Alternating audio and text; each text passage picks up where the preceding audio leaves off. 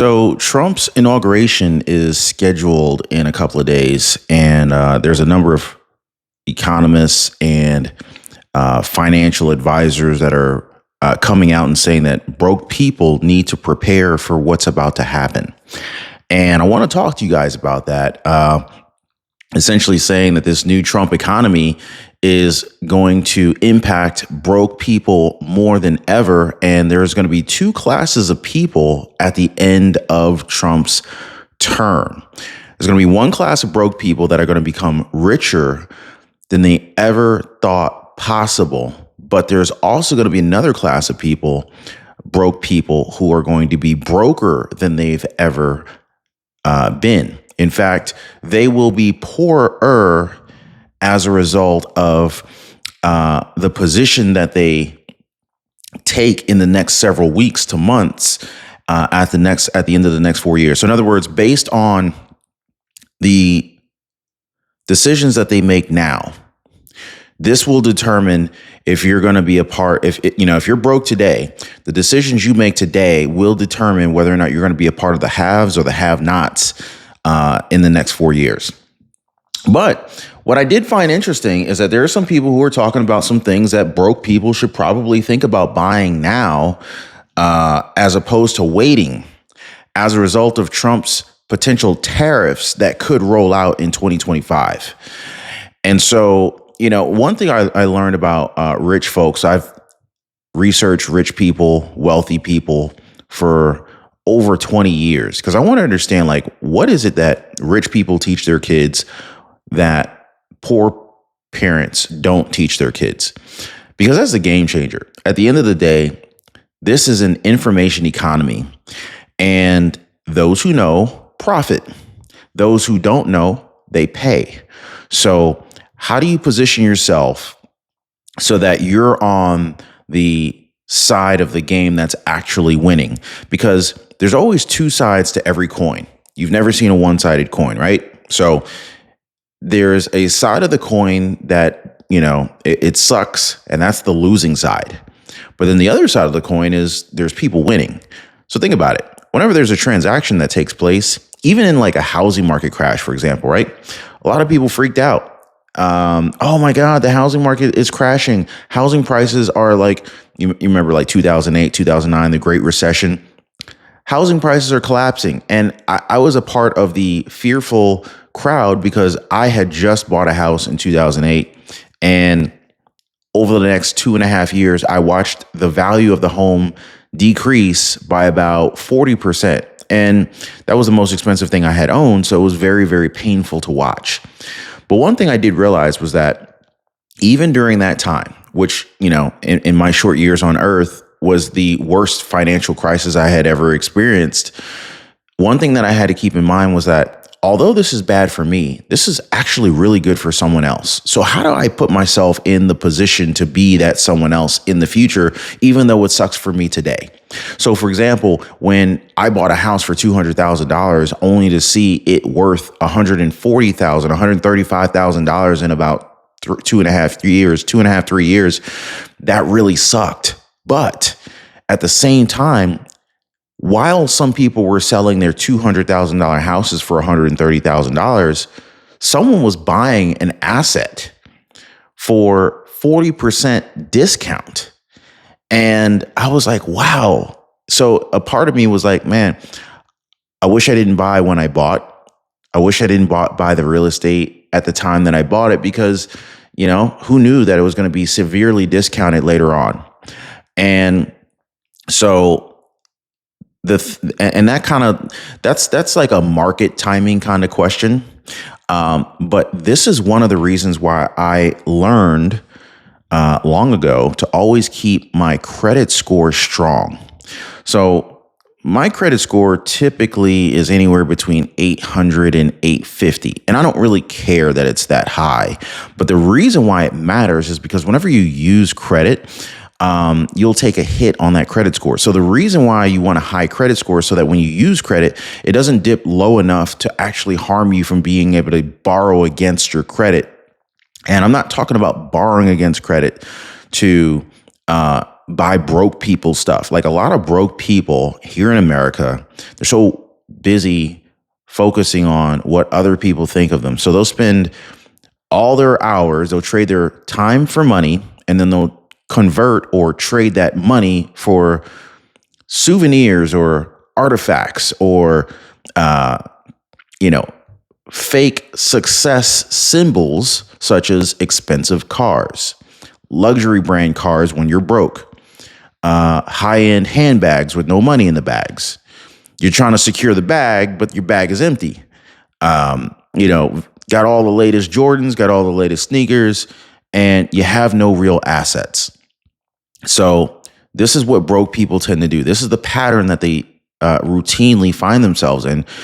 And it's really sad to watch because it's like almost every broke person I've ever met had the ability to build a tremendous amount of wealth, but they've been so focused on the real distraction, which is the source of their own demise, the source of their own detriment, is that they're so worried about what other people think about them. I learned long ago to become so busy building my businesses, building my income streams, building my investment portfolios that I don't even realize who's watching. And before you know it, you've made ridiculous strides, and it's never been easier. It's never been easier to do this, guys. Like I remember when I started investing like over 20 years ago, it was kind of hard to figure out how to invest. And it was also more difficult to invest then because you had all of these online brokerages that had transaction fees whenever you buy or sell a stock. And you had a lot of these mutual funds that had very high initial investment. I forget what they call it, initial investment contributions. Basically, to start investing in a particular mutual fund, the initial investment was very high. And when I say very high, it was like a lot of them were like $2,000. Now, to me, $2,000 really isn't anything, but then I didn't have any money. So $2,000 seemed like it was no difference between $2,000 and $20,000. I didn't have it. So now today there's like so many different brokerage accounts that you can open with different brokerage companies, and there's no transaction fees anymore for the most part. What is it? Wealthfront. They offer a great platform that allows you to pretty much anyone to invest. They have a very high interest rate savings account. They have a very aggressive paying high interest savings account. I think it's like 4.5% right now. Even though the Feds just recently raised or lowered interest rates, they have been consistently keeping their interest rates high and paying savers very well. They have a forget what they call it. Basically, it's a tax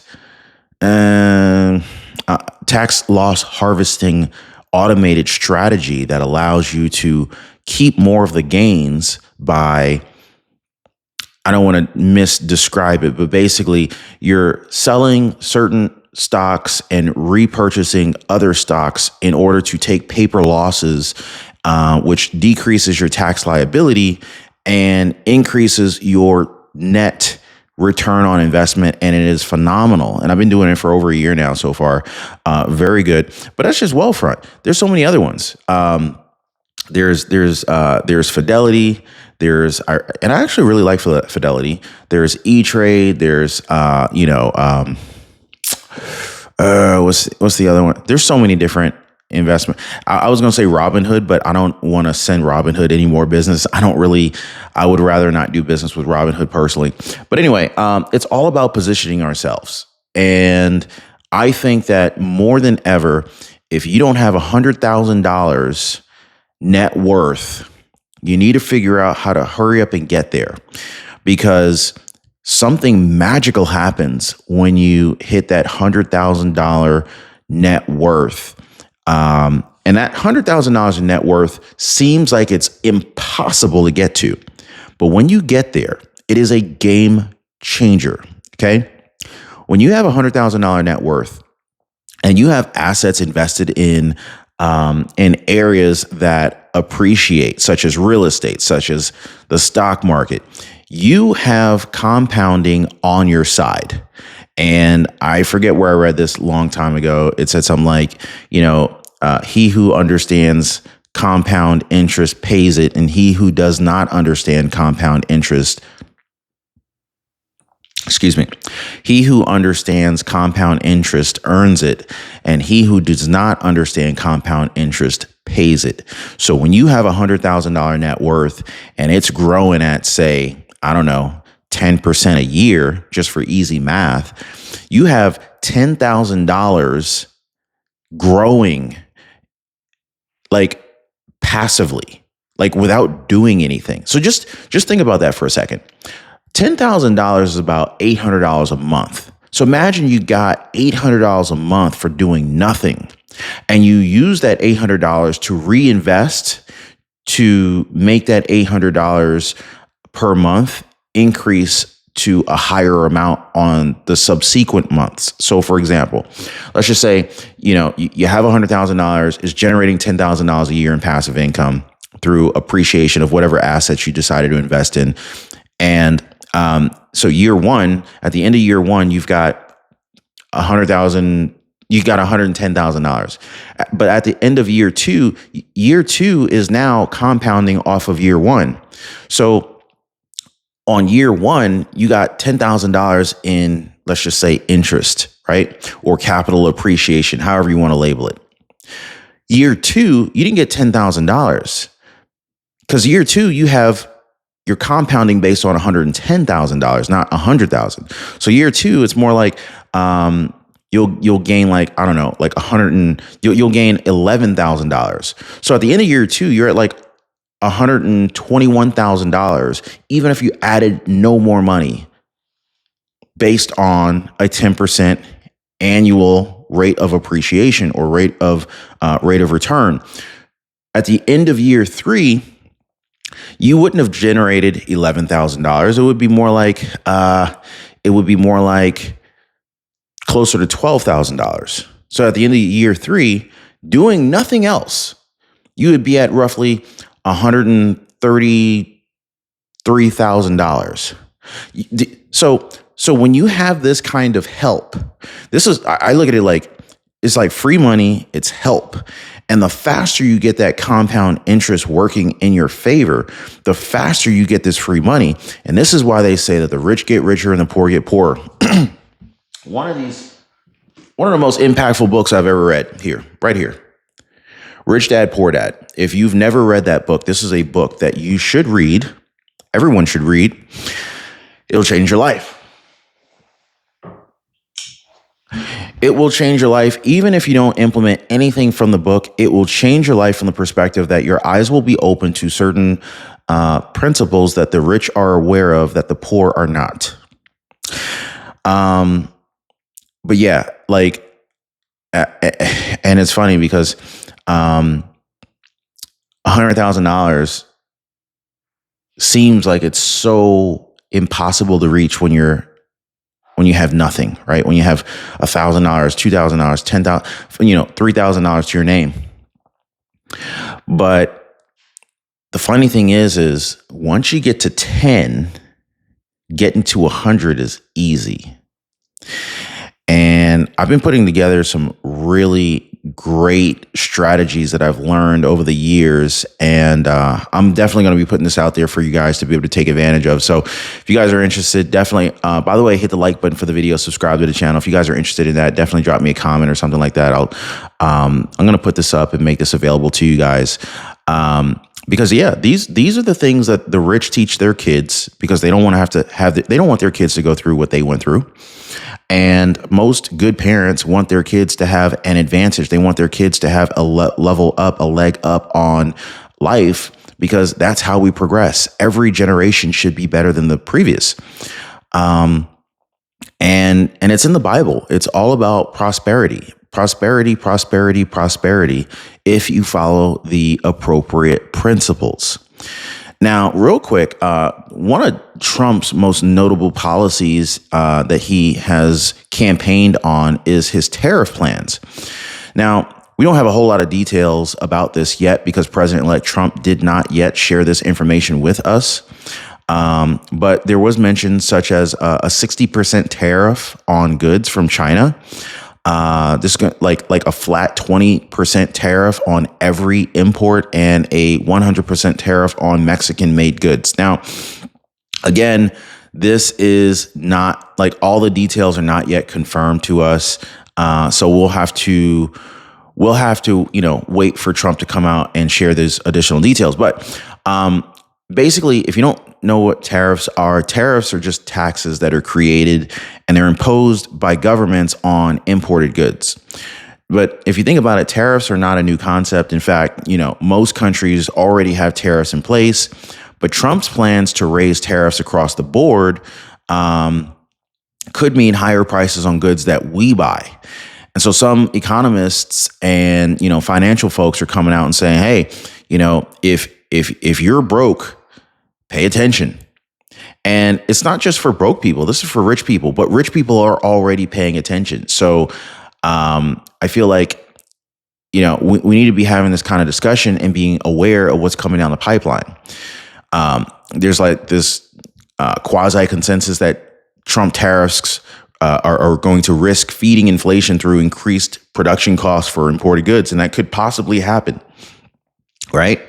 That being said, a lot of the goods that the United States consumes on a day-to-day basis, they're imported. Most of the stuff on our shelves here in America are from China.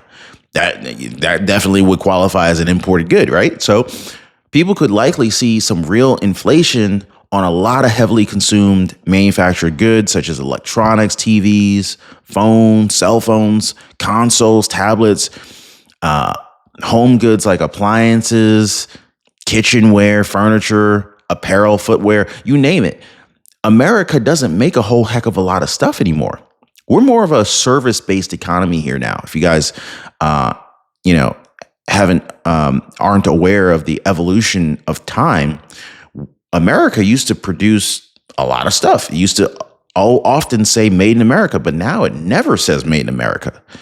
And so a lot of household appliances like washing machines, refrigerators, ovens, they come from China. Now think about this for a second. If we got some proposed tariffs of up to 60% on these imports, now might be the opportune time to purchase some of these household appliances that you've been pushing off. I'm just saying, I'm not telling you, this is not financial advice. I'm not a financial advisor, but I'm just saying, like, if there's a chance that products are going to become 60% more expensive and I know I'm going to need something, I might think about moving that purchase date forward. You know what I'm saying? So let's just say you're looking to buy a $1,000, stove. That would mean that if a 60% tariff was placed on that particular product, well, that means that if we're importing the good and it becomes 60% more expensive, what do you think is going to happen in the stores? They're not going to take a hit.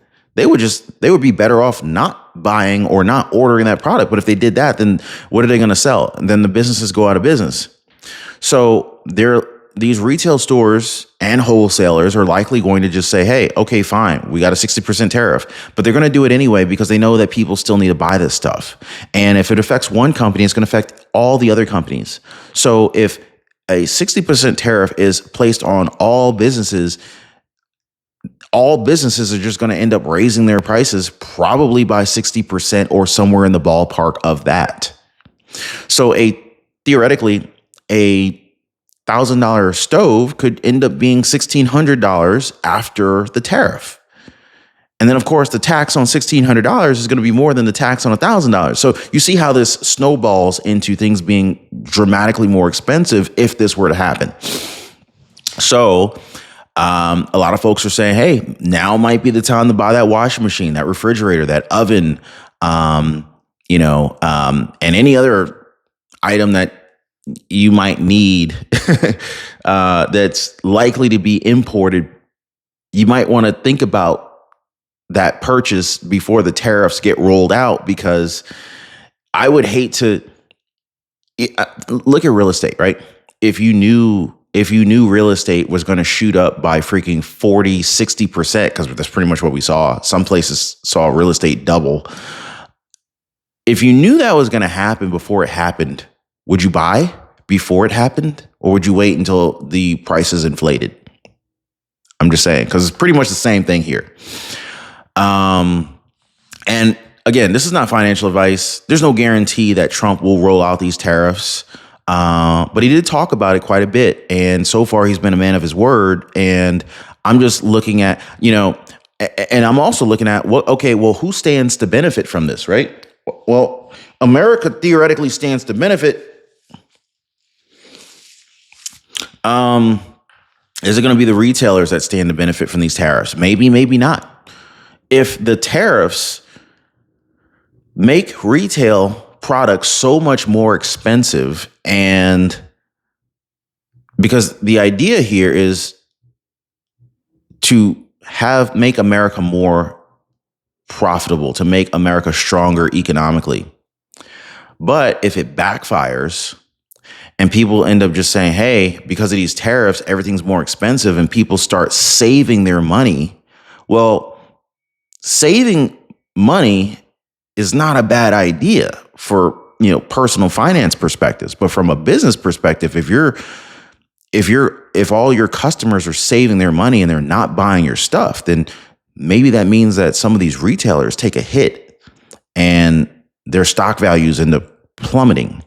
So does this create an opportunity where it's like, okay, if that is going to happen, should I be shorting these retail stocks before that happens?